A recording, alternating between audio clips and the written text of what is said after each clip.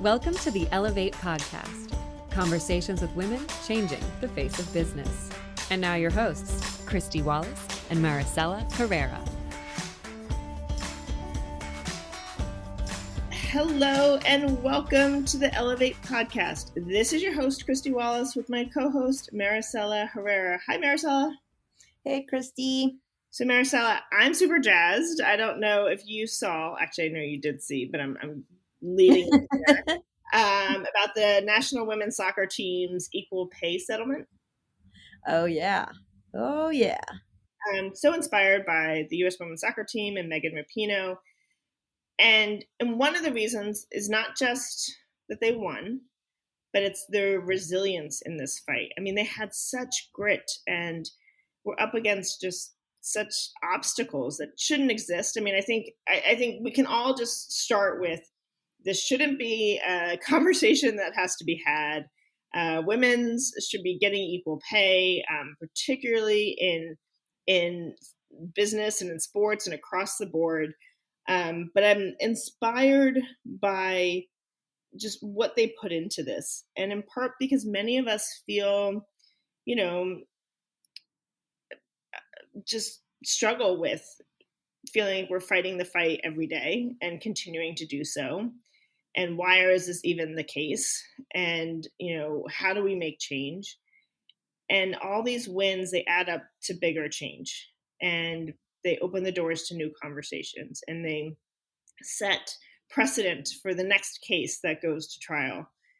And I want to lean into the hope, into the inspiration, to celebrate these wins, and to use it as some fire under my butt to keep fighting all of my fights every day. I love it. I am very, very excited about it. It took so long. It took so long for them to get to this point. And they, yes, they're very public figures. They put themselves out there. They, like you said, like we sometimes as women don't even acknowledge our worth. And they were very clear about it. Their work is worth so much more than they were getting, and it wasn't fair, and it was an injustice, and they stood up for it and moved mountains, really. Like they had to work so hard and go through so much to get to this point. But like you said, it makes a difference, not just for the women's soccer team, but like it makes a difference for everyone, because that's how you're starting to see the gap beginning to close, or hopefully beginning to close. Yeah. I'm also super happy that they got $22 million in back pay. They just needed that. They deserve that. But I believe that to see change and systemic change, it's going to happen on so many levels. It's going to be policy, government, it's through academia and the conversations we're having, it's communities like ours, it's employers stepping up, it's people of influence like Megan Rapinoe and the whole team. And I remember, I don't even know how long it was ago, 5 years ago now, when I testified in front of the New York City Council advocating for the don't ask salary ban. So for companies not to ask a candidate how much they're currently making, and just say, this is how much we're offering. And the reason being was women typically start off making 20% less than their male counterpart. And over time, as you move jobs and get more money, that divide gets bigger and bigger. And so if you don't start from where you were, but you start from, hey, this is the same compensation we're offering to everyone, then we make some change there. And that happened in New York City, it happened in Boston, it happened in some other cities. So on a local level, and now I believe it's being addressed on a federal level, so making that federal across the board. But then what is the next step beyond that? Okay, so we started with, you can't ask people how much they're making. Now in New York City, all salaries need to be posted on job descriptions. So come April, when companies post jobs, they just have to be very transparent about what that salary is. And again, it's about creating more transparency across the board, which I think will then lead to clearer pay bands, to more clarity within organizations. It will then hold some companies more accountable for how they pay their employees. And so it's all of these ripple effects and change we want to happen overnight. We want it to be this big, huge win. We know it's little and big steps that we take every single day that move us towards progress, towards closing that pay gap. And so I just encourage our listeners here to note that we each have power and influence within our organizations to ask for questions. We have power and influence through our vote to vote for the candidates that align with our values. We have power and influence through our social media and, being able to amplify stories like the U.S. women's soccer team. There's so much we can all do to create some progress and change on these topics. And this was certainly a big win, but still got some ways to go.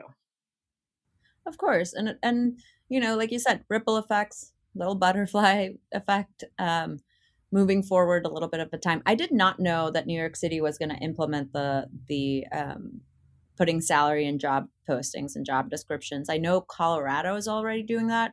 I think it's a great first step, but I agree that there's still more.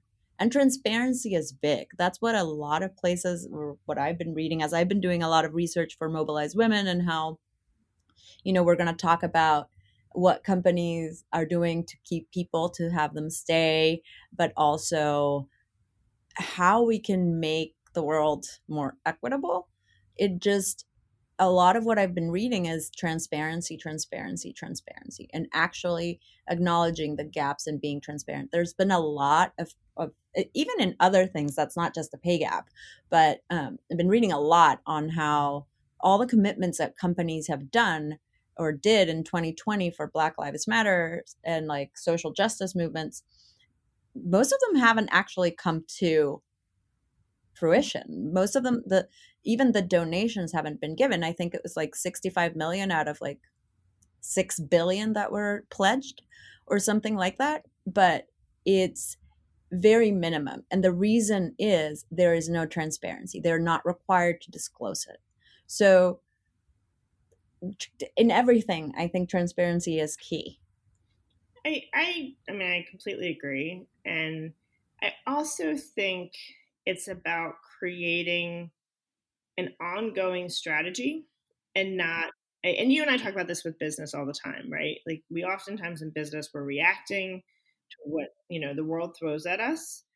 So, and that's oftentimes how change happens, but then you need to take that reaction and make it part of an ongoing strategy that's sustainable, that's scalable, that can continue to grow. And as we think about how companies are responding to, racism and social injustice, how they're responding to, the war in Ukraine or the next thing that happens, in a region where they're impacted, or if it's reproductive rights in Texas or LGBTQAI rights in Florida. I mean, this is part of our world, and employees and customers and legislators and beyond are looking at business leaders to not just give the sizzle reel of, yes, we support each other and we're gonna make a donation, and yes, please keep putting your money into organizations that need it, but here's how we're going to create systemic change internally. And we may not have it 100% right today, but we're committed to it. We're going to be transparent about our progress, and we're also going to be transparent about our progress because we want other companies to follow our lead.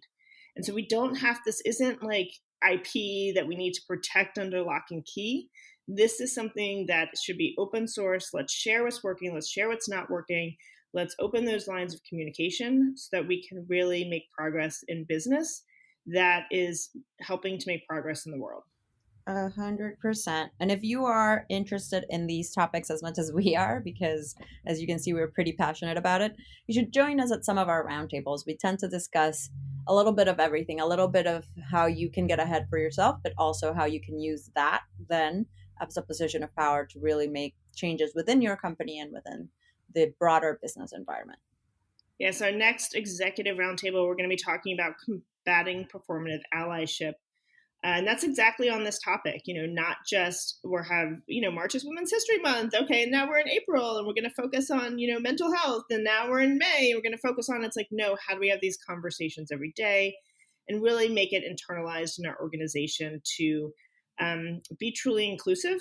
And also this combating performative allyship, which will be happening at our executive roundtable on Tuesday at 1 p.m. We've got the amazing Cecilia Nelson Hurt, who will be leading the conversation. It's just the start for us. At Ellevate, we want to have these real conversations every day. So we're going to be talking about why this matters, but I think we all know that. It's about how then do we put it into action, and how do you create this change internally in your organization? How do you individually show up and keep doing the work? And then we'll extend it at Mobilize Women in a couple weeks. And so we want to make this not just a one-off discussion, but part of an ongoing dialogue that holds us all accountable towards making progress and being transparent. Yep, I cannot wait. Well, not to switch gears too much, because this is very, very important. But I want to get to our interview today, as I know many of our listeners are interested to hear from Jenny Pollock. Jenny creates subscription and mobile monetization strategies for high-tech companies, and she's really passionate about helping high-tech companies grow and scale by focusing on customers. Jenny and I did talk a lot about representation in images and in the web and with customers, and she's really passionate about all of the ways that she's creating change. And certainly representation is a key aspect of that. And so we are going to go into my conversation with Jenny. I will say Jenny, again, is fantastic. I said it last week. She was my squad mod last cycle. So she's really committed to helping others, figure things out. And I can't say how much she was support for me in the last, fall cycle of squads.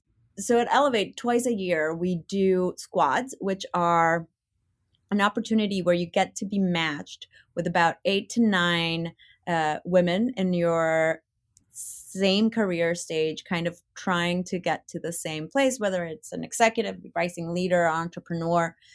And you get to talk to them week after week for 12 weeks via video for 30 minutes each week. And throughout that time, you get the opportunity to not just talk about certain topics, like broad things, but in depth about what you want to accomplish, what your challenge that you're facing, one goal that you are trying to move forward.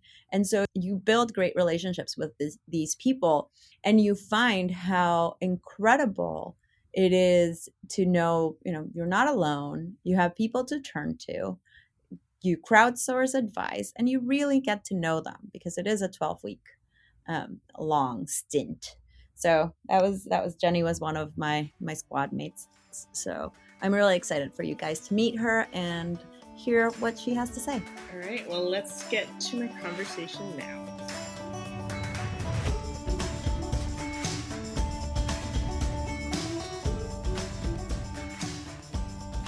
Jenny, thank you so much for joining us today on the Ellevate podcast. Awesome. Thank you for having me, Kristy. I'm really excited to be here to chat with you today and to share some of my insights on internal influence and advocating for yourself. You've come highly recommended, Jenny. I know you've been one of our experts at a few of our roundtables, the roundtables for career changers and rising leaders. And for those of our listeners who don't know what I'm talking about, at Ellevate, we host weekly roundtables. We're bringing together members of our community based on their career stage. There's always an expert like Jenny who tees up the conversation, and then we take it deeper, going into smaller breakout rooms to ensure that you're getting the most out of that conversation and crowdsourcing peer advice and support. So I hope you'll join us at one of our upcoming roundtables. But now we're going to tap into Jenny's expertise. And to get us started, I would love, Jenny, if you could share a little bit about your background. Absolutely. So what I do today is focusing on creating subscription and mobile monetization strategies for high-tech companies.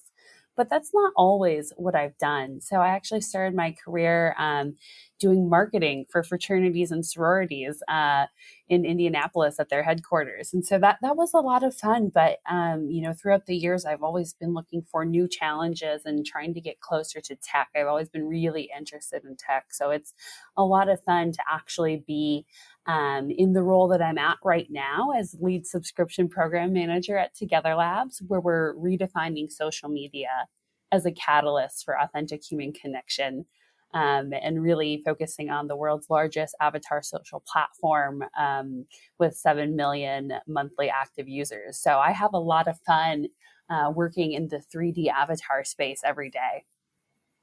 That is amazing. And so then how did you come to all of this expertise in regards to building your influence and advocating for yourself? Absolutely. Great question. So, what I've found throughout my career is you are going to be your own best advocate. Whether you have a really great leader or manager or teammate, they'll help you, but you really have to be the voice to advocate for yourself and to raise your hand and say, hey, I want to take on a new project, or I want to try this new idea, or can we partner with a cross-functional team to be even stronger? And through the course of my career, I found that when I do raise my hand, more often than not, people will jump on board and you can actually create a relationship that is stronger than working by yourself. Yeah, I agree. I mean, the concept of teamwork is, we know that teamwork is part of life. Many of us may have played sports and it's part of the workplace, but I don't know if we always know how to work together. What does that look like in the constructs of your workplace, your team dynamics, the project you're working on? And do you have advice on how to approach that? Say you are joining a team for the first time, you're starting a new job. We know that this is a time of great career transition for many. How do you assess the field, if you will, and figure out how you best be part of that team and leverage the resources and expertise of the team you're a part of? I think the biggest thing is looking for shared goals.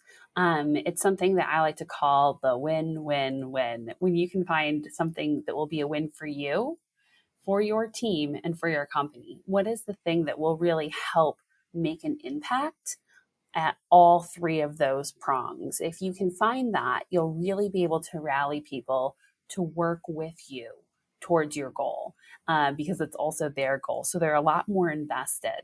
I also recommend talking to people and getting to know them on a personal level, because when you do that, you can figure out what their why is and why they're in their role and why they're passionate about what they do every day. And you can tie your projects and objectives and key performance indicators to that. And it really just supercharges the whole thing. Do you have several questions someone might ask to find out what their why is? Yeah, so the way that I like to approach it is just asking, what are you working on? Start really high level, and then you can dig in and say, why are you working on that? Or how does your role or how does your team contribute to the larger organization's goals? Where do you see your team, at the end of this half, at the end of this year? What are your goals for planning as we look into the next year? When I'm talking to other folks on different teams, I love to ask them what their metrics are. And it depends how every organization works. There's different ways of goal setting, whether it's SMART goals or KPIs or MBL. There's a bunch of different, acronyms we can throw out there. But just figure out what the company is using, and then figure out how each team uses it a little bit different and what those nuances are. Asking, hey, what was successful last year? And even more importantly, what wasn't successful last year? What did we miss? Where was our misstep? How can we iterate and supercharge that and make, this year better? How can we make this year 10% better than it was last year? Well, and in context of that advice, which I think is great, and anytime we can connect our role within a team and within an organization to the overarching goals, to what's working, what's not, and how we take that to the next level, I think many of the women I've spoken to over the years have said that they're uncomfortable um, talking about their successes. So you go in, how you stand within the team, the goals, what you want to contribute, and you knock it out of the ballpark. And you're just, you're doing amazing work, but then how do you advocate for yourself? How do you talk about those successes and how that relates to the things that you want out of it? If it's money or professional development or opportunity, how do you really then use this as a place to fight for what you need? Yeah. What you really want to try and do is make sure that you are advocating for yourself, but you have other people advocating for yourself. So there's a lot of talk between mentorship and sponsorship, and both are really important. But when you're going in to maybe, renegotiate your compensation or maybe a promotion, a raise, maybe you want to get on a new project or switch teams or something like that, it's really helpful if you have an internal sponsor who will raise their hand for you. And you also raise your hand still. So you're both raising your hands and they're hearing it from multiple places. It makes your message that much stronger. I would also like to recommend that as you're advocating for yourself and your team, advocate for others. I think one of the most important things is to lift other women up with you. So whenever you can, make sure that the airtime in meetings is evenly distributed between all attendees. Make sure that everyone has the opportunity to talk, to share their ideas, to explore the direction that you might want to go with the team and with the goals, and really just making sure that that visibility happens. I encourage everyone to try and make that visibility happen throughout the course of the year, not just that performance review cycle, not just when you're trying to get on a new project. It should be something you consistently do. Maybe you send out a wins email for your team and say everything that your team's doing. Maybe you use your internal recognition system to, send a good job card or a kudos. And if you don't have a system like that, maybe you work with your employee resource team to create something like that. And I think it's just so, so important. Talk to me more about an employee win system, because I totally buy into this and I can share some of the things we're doing at Ellevate, but I love this idea. And what do you do? Yeah, I've seen a couple different things. So one of the things that we have is it's just built in. You can actually send a little kudos thank you message to a teammate. You can nominate them for different internal awards. At other organizations I've been at, you can give a certain amount of, gift card dollars and that kind of thing. Sometimes it's even just saying thank you in a big group meeting in a, organization that is really large. Maybe that's just your department. In a smaller startup setting, it might be saying thank you in front of the entire company. It really depends on the company culture. Yeah, I do think it's just so important, and for a number of reasons. I mean, one, as a peer, as a member of a team, as a manager, leader, being able to acknowledge the work of others is meaningful. You're building connections. It's the same as being part of a team. On the playing field, you want to celebrate that everyone contributes and everyone is a part of that success. It not only helps that person to feel seen and heard, but I think it also creates the type of culture and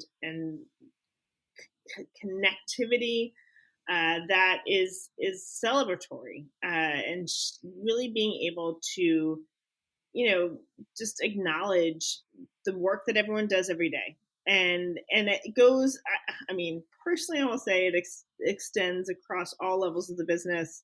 Oftentimes it's your manager might not ever hear that great job, good work. So you can, celebrate up and celebrate down and across and all over the place.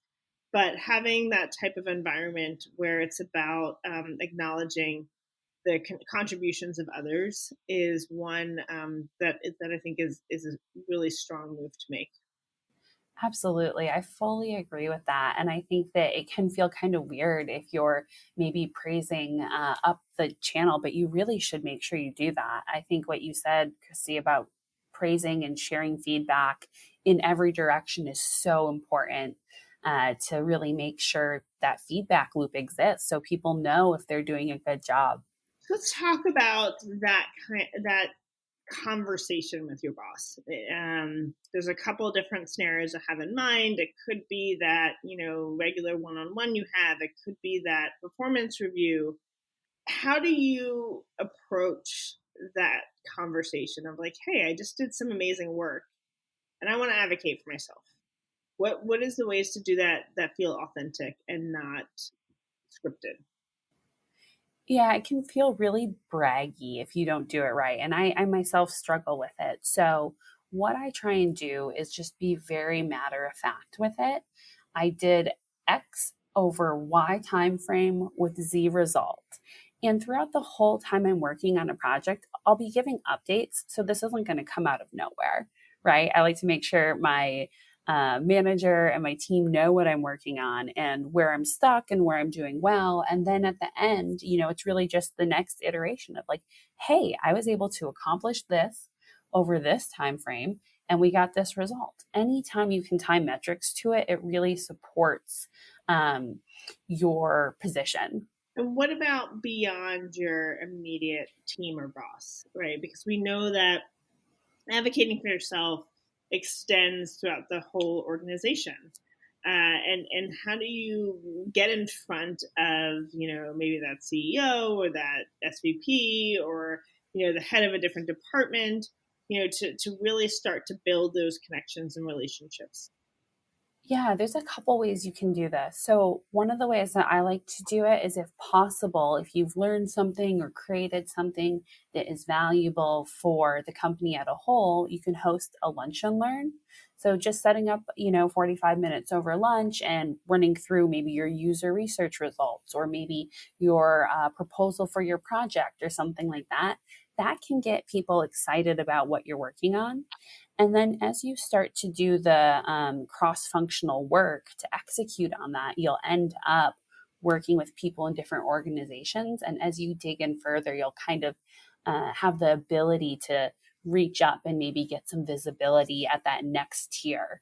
Yeah, that's great advice. And I think that we, obviously in workplaces, depending on the size of organization that we're a part of, it oftentimes does feel quite siloed, especially in a virtual space where you might not be seeing people as frequently as you may organically see them in person or in an office.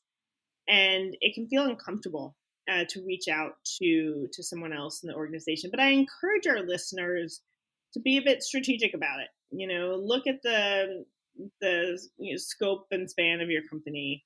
Who are people you think are interesting? Who are people doing work that you find fascinating? Those that you think could be, beneficial to your career. I know that sounds selfish, but I mean, these are careers we're talking about. And reach out. Hey, I would love to talk to you for 15 minutes about this project you just launched. I would love to hear more about your vision for this department. And that is a great way to kind of open doors, to show your interest, to build connections. And really, it comes down to, again, we talked about the team earlier, those human connections, the way that we build rapport, build bridges, recognize the accomplishments of others, and then use that as a way to propel ourselves forward. And I don't mean that in a, and I know that can sound a little bit self-serving, but it's not. It can be very authentic because you're genuinely passionate about the organization and the people you work alongside of and their successes. Then I think that genuine intent can really rise through. Yeah, and I think it shows in your conversations when you set these things up. One of the things that I like to do is just say, hey, I'm really interested in the project you're working on. Can we meet for 15, 25 minutes to talk about what's next or to talk about how my team can help your team? And I've always found that it's really well received. People are excited about that. They want to talk about what they're working on. And of course, they want your support. So, positioning it as a win for both sides is so key, and I think it can be really valuable not only for your own career but for your organization too. And then once you're doing that, right? So for yourself, you're thinking about your team, you're thinking about your own goals and progress, you're thinking bigger about the organization and the relationships you're building within the organization. So it's all these layers of influence, these layers of impact. But you mentioned earlier in your introduction, this giving back to others too, right? And so as we see our role within the workplace, it's also not just advocating for ourselves, but for others. And how do we, offer the space at the table, ensure everyone has a voice, really be intentional about, that influence we have on behalf of others. How do you really approach that? You gave some examples earlier, but, making sure that others shine as well. Yeah, I think it depends on the person you're working with. So I definitely have conversations with my team about, hey, I'd love to hear more from you in meetings, or I like this idea you brought up. Can you bring it up in our next wider team meeting? When you can help shine the light on someone in a way that they're comfortable with, that's when you're really able to help make an impact and help them rise up as well. And so I've had other people do it for me too. Maybe I'll say something in a meeting and then someone else talks at the same time, which can be tricky over Zoom. And it's really great to just have someone reach out and say, oh, hey, I think Jenny was trying to say something. Can we circle back? And that's just so powerful because sometimes it can be hard to do that for yourself.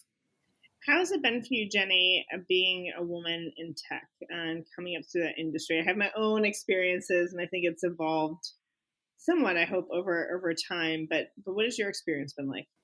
Yeah, I think it's always difficult, being a woman in tech. And I remember I went to a Y Combinator startup school event a couple years back, and there was no line for the women's bathroom. And the bathroom line for the men was just wrapping around the corner of the auditorium. And I think it was the first time that I really saw the difference like that. And so for me, I just think it's really important to try and get visibility in all areas of tech for women, whether it's in the marketing team or on the engineering team. One of the things that has been really helpful and exciting to see is this rise in these DE and I groups and making a safe space in companies for women to connect and to, maybe attend a conference together or be able to just chat with each other about things going on or share strategies. And so I've been really excited to see at the last couple of companies I've been at that they do have these women in tech groups internally. And sometimes it's even just getting together for lunch and talking and venting. And then other times it's actually building hard skills in a workshop setting. How have you leaned into your networks?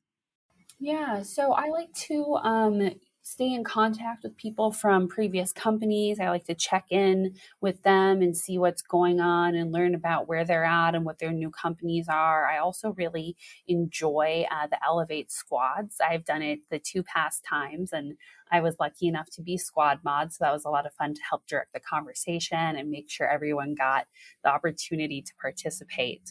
I'm always interested in growing and expanding my network and helping out where I can. And I think one of the most important things when I see people trying to break into the tech industry, I transitioned over from a marketing focus over into tech. And when I can give back, I like to, because I had a lot of help with my transition into the tech space and into the Bay Area. So that's one of the areas I'm really passionate about in terms of giving back. What type of help did you receive? Yeah, so I was working in the middle of nowhere, Wisconsin, in a really small town called Stevens Point. And I was doing this sales gig, and I spent a lot of time looking up different companies and listening to podcasts. And I was actually able to get a lot of great advice from Twitter, and also be able to connect on some job search groups on Facebook with people who were out in the Bay Area working at some really cool big companies. And it was just really great that people were willing to take, a half hour and hop on the phone and tell me about what it was like and how to present myself and how to kind of think about vocalizing that transition. You really have to help the employer connect the dots. What have you done? What do you want to do? How do those skills match up? And so it's just really great to be able to make connections with people who are out there at the next level doing the thing I wanted to do. Yeah, I often hear the hardest thing about switching industries particularly is that employers don't have the interest or bandwidth to connect the dots. They sort of go into that recruitment process looking for a candidate that is very homogeneous and had that role before, but one level down or whatever that may be. And any advice for someone who really is looking to tell their story and be able to convey their worth and expertise in a way that companies will listen to? Yeah. So when I go through this process, I use my last role as a springboard for the next role.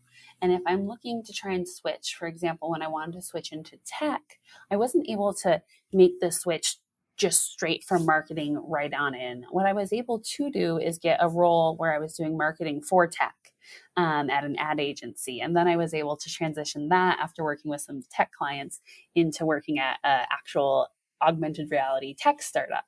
So what I like to do is look at what you have and where you want to go. Sometimes you have to get more skills, whether that is hopping on LinkedIn Learning, listening to some industry podcasts, attending different Ellevate events.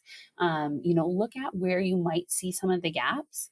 But then, even if it is a gap, maybe there is something you have that's better. Maybe you actually have different insights that you can apply to the role that is a stronger fit than what it actually says on there. I know for a fact that men apply for jobs all the time when they don't meet every bullet point, and I encourage women to do the same. It's okay to apply if you don't hit every single one, especially if you can connect the dots and tell them how you can exceed that or how you can parlay your past experience into fitting one of those dots, even if it's not the traditional way.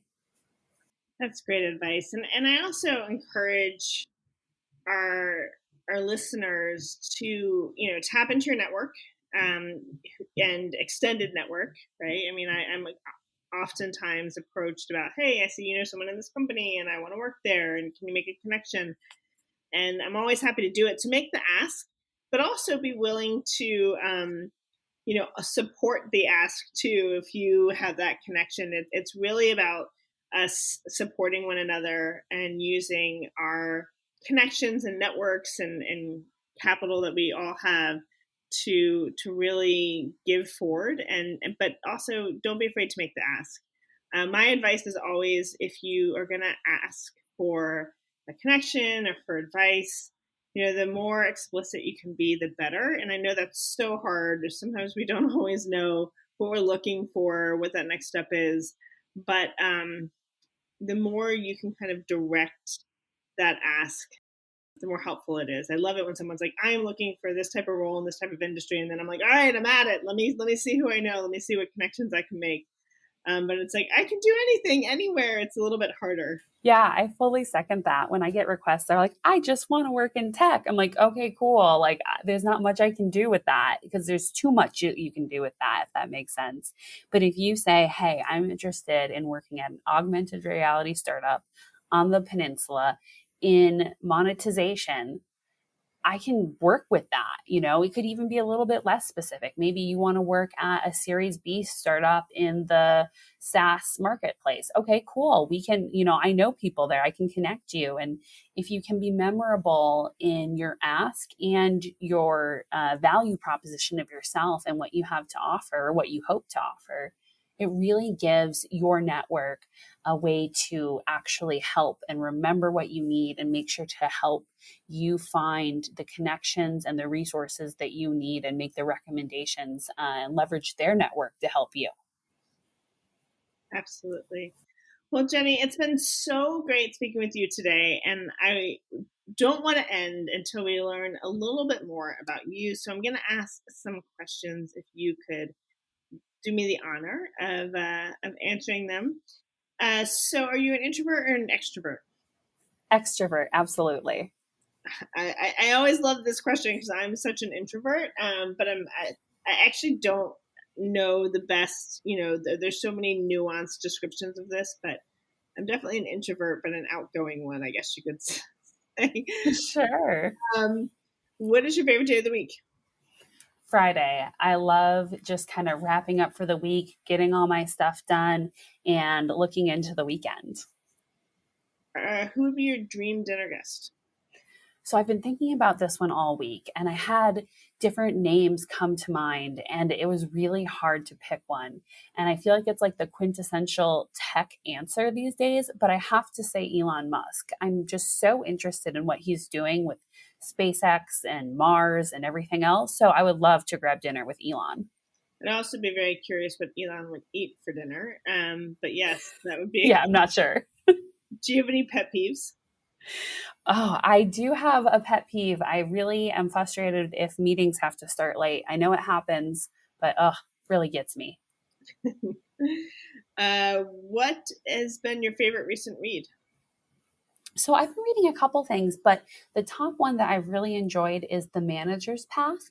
So this book is focused on tech, and I think it is applicable outside of tech as well. And it really just talks about the way that you want to guide tech leaders and navigating career growth and change. And so that's been a lot of fun.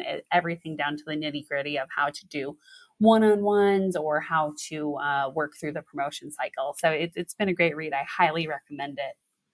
Do you have a top self-care practice?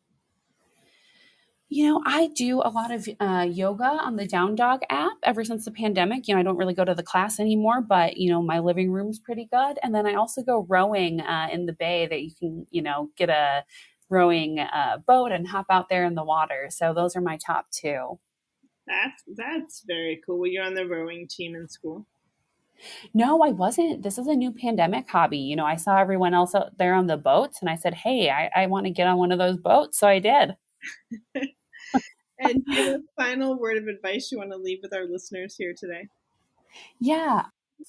And something that happened to me recently, I was compiling an industry presentation and I wanted to make sure that my content had an equal representation of all genders. But it was really challenging to find free images to use and quotes by women in tech. And so with this, I couldn't find it and I've been looking for it. And so I've decided to create it. And I would love to invite you to help me create it. If you go to my website, jennykpollock.com/resources, there's a section at the top called Women in Tech Coalition. And there's a really short Google survey that you can fill out. If you've got a quote, or if you even want to share a photo of women in the workplace or anything like that, I would love to get that and add it to the repository of free to use resources for people everywhere. I've got some stirred already. You'll see some women in tech images from Unsplash that you can use, as well as a couple women in tech quotes on a Pinterest board too, linked on the site. So I would love to hear from you and love to get your quotes about what it's like to be a woman in the workplace, what it's like to rise to leadership roles, what it is like to advocate for yourself and others. And I want to share the best advice I ever got. And it was take the opportunities before you're ready for them. I think that so often we wait until the perfect moment to take an opportunity. And if you do that, it could really prolong things. So I want to encourage all of our listeners today to really step up and advocate for yourself and take that opportunity before you feel fully ready, because you can do it. Great advice and great conversation. Thank you so much for joining us today on the Ellevate podcast. Thank you for having me. It's been an absolute pleasure.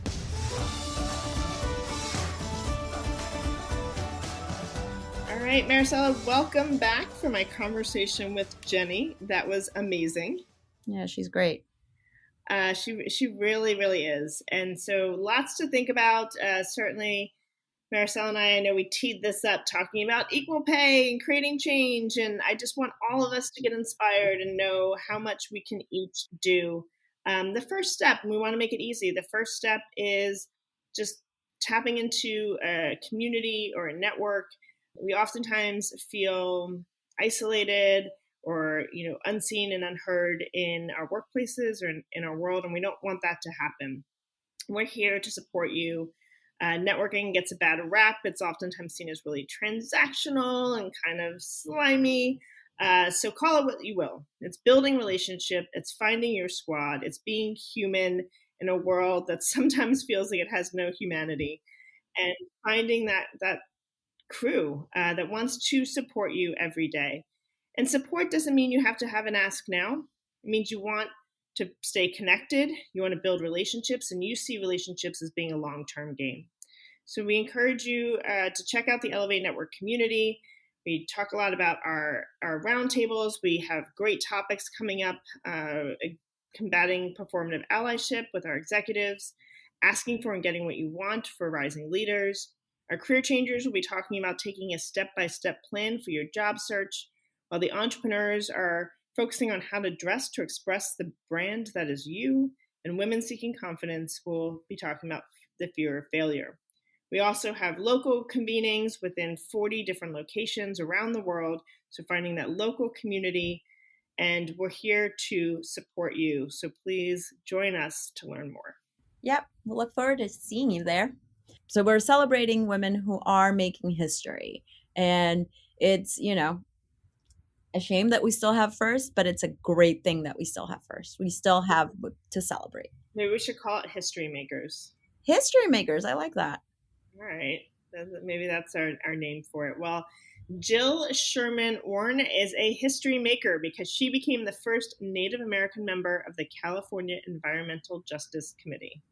That feels like a miss that she is the first Native American member of an environmental justice committee. But I'm so happy for Jill and all the change she's going to create. You're right. That feels like that shouldn't be the case. But okay. Iris Knobloch was elected the first woman president of the Cannes Film Festival. I want to go there one day. I know, me too. One day. Squad goals. Squad goals. Apiok Ritan became the first out trans woman to compete in the Iditarod Trail Sled Dog Race. I am very excited about this one. Patricia Guerrero was confirmed to become the first Latina to serve on the California Supreme Court. Go California, getting a few mentions here today. Jennifer Bonds Rocky was named the first woman president of St. Martin's University. Sophia Girao became the first Victoria's Secret model with Down syndrome. That is fantastic.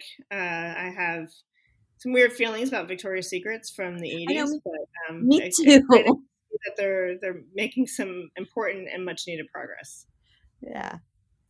Tawana Scott Williams became the first Black woman to own a restaurant at Rocket Mortgage Fieldhouse, where the Cleveland Cavaliers play.